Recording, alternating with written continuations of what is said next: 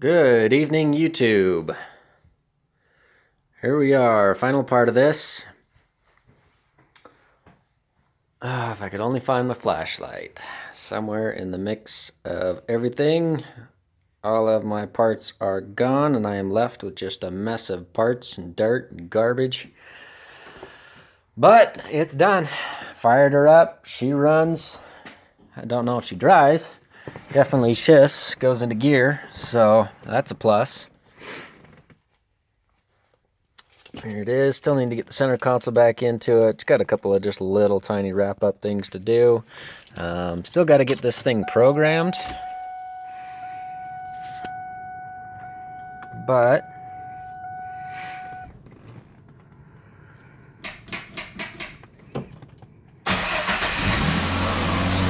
it does start without the clutch engaged. And I do have a flashing overdrive light and a check engine light, so I will need to get this programmed. Fortunately, I do work at a Ford dealer, so it's as simple as walking in, grabbing the Ford scan tool, and reprogramming it. And I will let you guys know how that goes in a later video, but as for now, just wanted to let you know that it does start. First try. Let's see here. What do we got? First gear.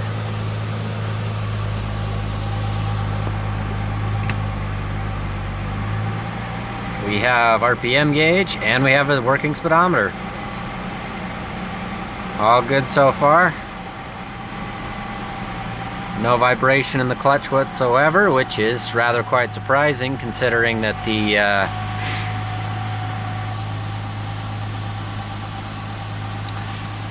flywheel and the pressure plate both had heat spots on it. But no vibration at all when it engages. That's first gear.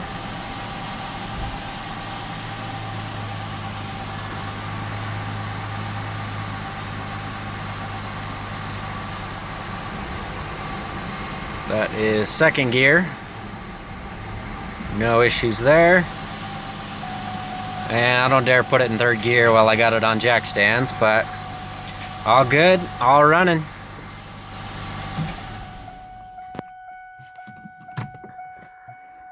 So yeah, still need to get it programmed. Biggest concern is that it will start without the clutches pushed in, so that is an issue. Not so much for me, but God forbid if I ever let one of my brothers drive this thing and they didn't know that. Could cause a problem.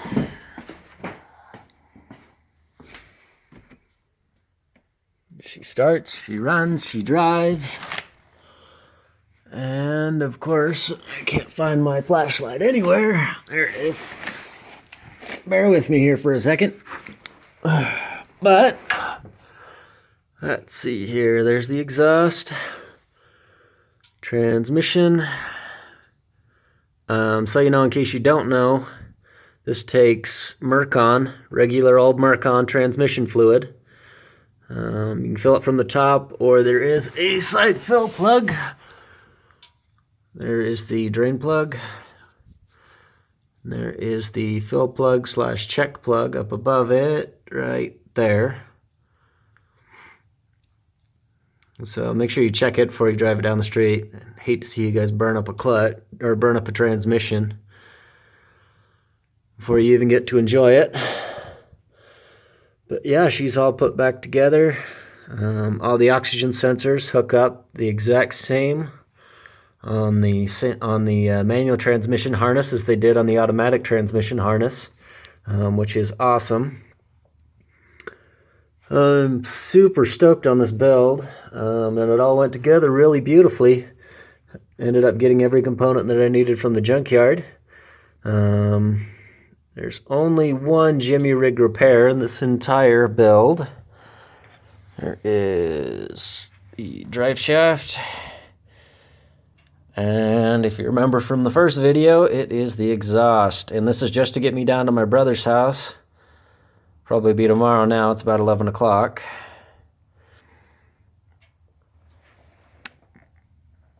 I think I seen this on the gram.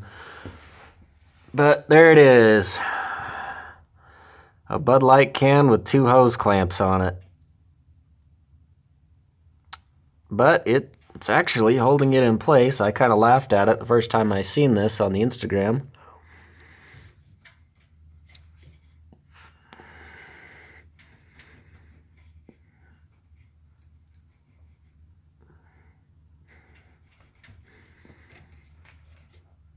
But that is actually holding it in place. It leaks still, but it's to be expected. At least it's not flopping around and banging and clanging, though. Don't judge me on that one. But yeah, there you go. All done, all completed. Another side note, the bolts for the drive shaft, those are 12-point, 12 millimeter. Is what you'll need, a 12-point, 12 millimeter socket, or you can use just a regular old end wrench with a 12-point end in it. If you do that, those are usually torqued in there pretty tight. They take a fair amount of torque. You can use a cheater wrench on it to get it out. But yeah, this thing's ready to hit the pavement and test it out. Make sure I got all the gears, make sure I don't have any noise or any clutch slippage in any of the gears. One last thing I'll show you is that clutch cable, the way to route it. Showed you guys earlier that you want to run in between the oil pan and that bracket for the steering column. But bear with me here while I take you up top.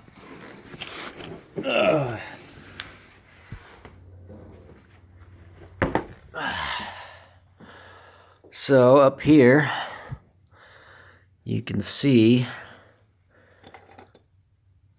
there's the top of the steering rack with all those wires coming out of it, but this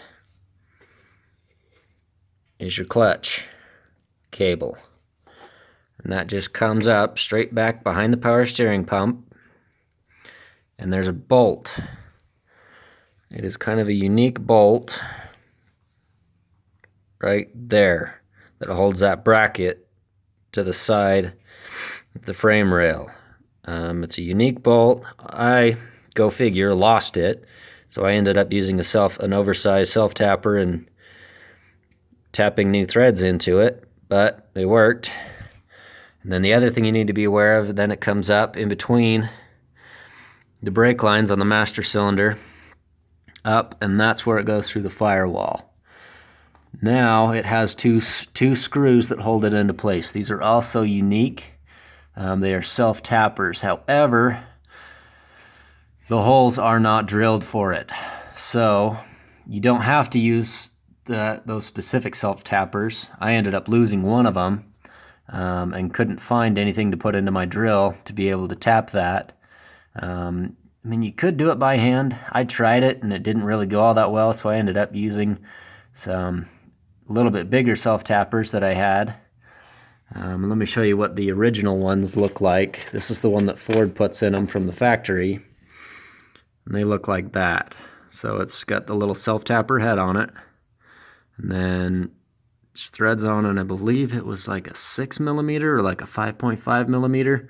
Pain in the butt. So yeah, I just ended up using a Phillips self-tapper, and it seems to have done the job fairly well so far. So there's one of them, and then there's another one underneath, which kind of a pain in the butt to see, and an even bigger pain in the butt to get to. You can kind of see it there. But yeah, that's basically the build. And then as far as adjusting the clutch, these Mustangs have a self-adjusting clutch. So once you get it all hooked up, all you have to do is pick up on the clutch pedal, and that will adjust it.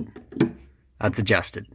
Just pick up on the clutch pedal. There's a ratcheting assembly up there, which you might need to play with to get it installed. I ended up having to play with it, but I was able to get it done. And yep, all you gotta do is pull it up. You'll hear the ratchet click a couple of the times, and that's all there is to adjusting that clutch. Quick and easy. I am still using the factory clutch setup, which, if I can get a picture of it, you can see the fugly cream colored plastic right there, just to the right of the steering column. That is the factory clutch adjuster. And that was all still installed when I removed it, so I just kept it on there. You can buy aftermarket ones that are made of aluminum. You can get those on, I want to say it's AmericanMuscle.com. You get a lot of really cool Ford parts there. But yeah, it's about 30 bucks for that. But overall, not a bad process. Now, this being said, I am not a do-it-yourselfer. I've been in the industry working on cars professionally in shops and now at a dealership for, geez, how long's it been now? About 5 years. So I do have some experience. I have pulled a fair amount of transmissions myself, a couple on the ground, so I was kind of prepped for what this job would take. A couple of specialty tools that you need, but let's see, it took me